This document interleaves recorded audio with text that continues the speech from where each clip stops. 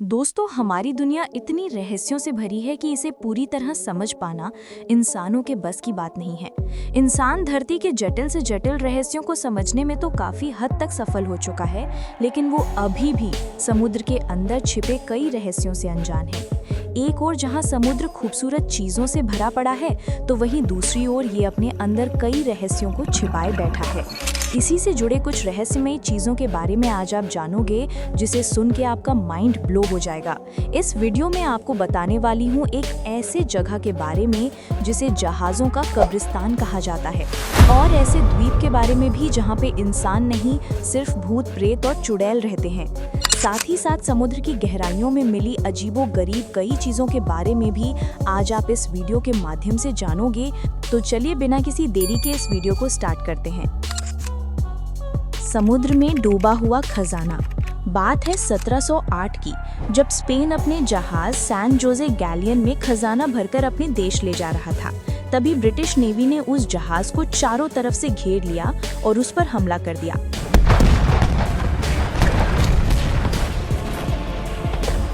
हमला इतना भयंकर था कि स्पेनिश जहाज कैरिबियन सागर की गहराइयों में डूब गया। उस जहाज में स्पेन का 200 टन सोना चांदी और कीमती खजाना लदा हुआ था। कहा जाता है कि स्पेन के खजाने की कीमत आज के टाइम पे 200 बिलियन अमेरिकी डॉलर के बराबर था। ब्रिटेन के इस हमले से स्पेन को आर्थिक रूप से भारी नुकसान हुआ था। स्पेन ने बाद में समुद्र में डूबे हुए खजानों को ढूंढने का काफी प्रयास किया, लेकिन उनका ये प्रयास सफल नहीं हुआ। इस घटना के लगभग 300 सालों के बाद 2015 में एक अंडर वाटर ड्रोन ने इस जहाज के मलबे के बारे में पता लगाया, और वो मलबा उसी जहाज का था जो 300 साल पहले ब्रिटिश नेवी के हमले से समुद्र में डूब गया था। इसके तुरंत बाद ही गोताखोरों की टीम को बुलाया गया ताकि वो इसके बारे में और जानकारी इकट्ठा कर सकें। जब गोताखोरों की टीम ने जहाज के मलबे को अच्छे से छान मारा, तो उन्हें सोने से भरे कई बॉक्स मिले और उसके आसपास सोने और चांदी के सिक्के ही सिक्के बिखरे पड़े मिले। अब सारी दुनिया के सामने स्पेन का डूबा हुआ खजाना ढूंढ लिया गया था, और चूंकि ये खजाना स्पेन का था, तो इसने इस पर अपना मालिकाना हक जताया और कहा कि वो ही इस खजाने का असली मालिक है। लेकिन कोलंबिया और कैरिबियन सागर के आस पड़ोस के देश इस बात से नाराज हो गए और उन्होंने भी इस पर अपना अधिकार होने का दावा किया, जिसकी वजह से कई देशों के बीच इस मामले को लेकर दुश्मनी पैदा हो गई। आखिरकार ये निर्णय लिया गया कि जब तक इस खजाने का असली मालिक नहीं मिल जाता, तब तक इस खजाने पर किसी भी देश का अधिकार नहीं होगा। और तब से लेकर आज तक दर्जनों देशों के बीच इस खजाने को लेकर बहस हो रही है, और आज भी स्पेन का 300 साल पहले डूबा हुआ खजाना कैरिबियन सागर की गहरी खाइयों में बिखरा पड़ा है। Under water city. आपने बहुत से शहरों को देखा होगा और घूमा भी होगा, लेकिन अभी मैं ऐसे शहर के बारे में बताने जा रही हूँ जो ना तो किसी जगह पे बसा हुआ है और ना ही किसी पहाड़ी में और ना घाटी में। दरअसल इस शहर का नाम है शीचिंग, जिसे लायन सिटी भी कहा जाता है। ये शहर अभी चाइना में मौजूद है, जो पूरा का पूरा पानी के नीचे बसा हुआ है। इसका आकार 60 फुटबॉल ग्राउंड जितना बड़ा है। कहा जाता है कि इस शहर को आज से 1300 साल पहले मिंग और किंग राजवंश के राजाओं ने बसाया था। अतीत में लोग यहाँ पे हंसते खेलते और अपना काम करते थे, लेकिन साल 1959 में इस जगह पे सरकार ने हाइड्रो इलेक्ट्रिक पावर प्लांट बनाने का फैसला किया, जिसकी वजह से ये शहर पूरी तरह पानी में डूब गया, और आज ये शहर कुछ ऐसा दिखता है। इस जगह पर बांध बनने के कई सालों के बाद भी ये शहर आज भी पानी के अंदर सुरक्षित वैसा का वैसा ही पड़ा हुआ है। पानी के अंदर इस शहर को देखने पर ऐसा लगता है जैसे कि आज भी लोग यहाँ निवास करते हैं।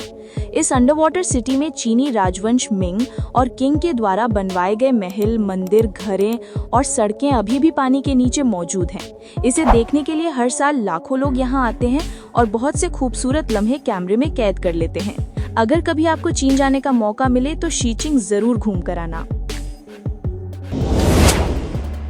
मौत का द्वीप। समुद्र के बीच में एक ऐसा भी द्वीप है जिसे मौत का द्वीप कहा जाता है। दरअसल ये द्वीप इटली के पास मौजूद है। इसका इतिहास साल 421 ईस्वी से शुरू होता है, जब लोग बाहरी आक्रमणों और दुश्मनों से बचने के लिए यहाँ आते थे। इसके बाद साल 1346 में इटली में भयानक तरीके से प्लेग बीमारी फैलने लगा और भारी मात्रा में लोग मरने लगे। क्योंकि उस समय प्लेग बीमारी का कोई इलाज नहीं था, जिसकी वजह से हर दिन हजारों लोग मर रहे थे। ऐसी परिस्थिति में इटली के सरकार ने एक हल निकाला कि प्लेग से ग्रसित लोगों को अलग आइलैंड पे ले जाकर छोड़ दिया जाए, ताकि प्लेग तेजी से देश में ना फैले और प्लेग से ग्रसित लोग अपने आप ही मर जाएं। कहा जाता है कि इस आइलैंड पर 1,60,000 लोगों को दफनाया गया था और जो लोग बच गए थे उनको जिंदा जला दिया गया था। उसके बाद साल 1800 के आसपास इस द्वीप पर एक मेंटल हॉस्पिटल बना दिया गया, जहां पे मानसिक रूप से अपना संतुलन खो चुके लोगों को लाया जाता था। आसपास के लोगों का ये कहना था कि इस हॉस्पिटल में मरीजों के ऊपर बहुत ही दर्दनाक एक्सपेरिमेंट्स किया जाता था और मारे हुए लोगों को वहीं दफना दिया जाता था। अगर स्थानीय लोगों की माने तो आज भी इस द्वीप की मिट्टी में इंसानों की हड्डियां पाई जाती हैं और लोगों का ये भी कहना है कि कभी-कभी इस द्वीप से लोगों के चीखने चिल्लाने की आवाज आती है। कई लोगों ने यहाँ की इमारतों में अजीबोगरीब घटनाओं और आत्माओं को देखने का दावा किया है। स्थानीय मछुआरे भी इस द्वीप के आसपास मछली पकड़ने से डरते हैं। ऐसी भयानक घटनाओं और लोगों के अनुभवों को देखते हुए यहाँ के सरकार ने इस द्वीप पर आम लोगों को जाने से मना किया है और स्थानीय लोगों को भी इसके आसपास भटकने से सख्त मना किया गया है। जहाजों का कब्रिस्तान। अभी तक आपने बहुत से कब्रिस्तानों को देखा होगा जहां पे लोगों को दफनाया जाता है, लेकिन अभी जिसके बारे में मैं बताने जा रही हूं वो ऐसा कब्रिस्तान है जो बाकी कब्रिस्तानों से बिल्कुल अलग है।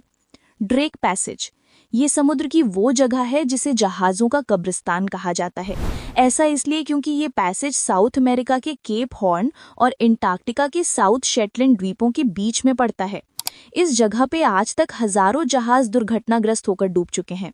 क्योंकि इस समुद्र के इस भाग में हवाएं 80 से 100 किलोमीटर प्रति घंटे की रफ्तार से चलती हैं, जिसकी वजह से इस रास्ते से होकर गुजरने वाले जहाजों के डूबने का खतरा लगा रहता है और बड़ी से बड़ी जहाज भी पल भर में समुद्र की गहराइयों में चली जाती है।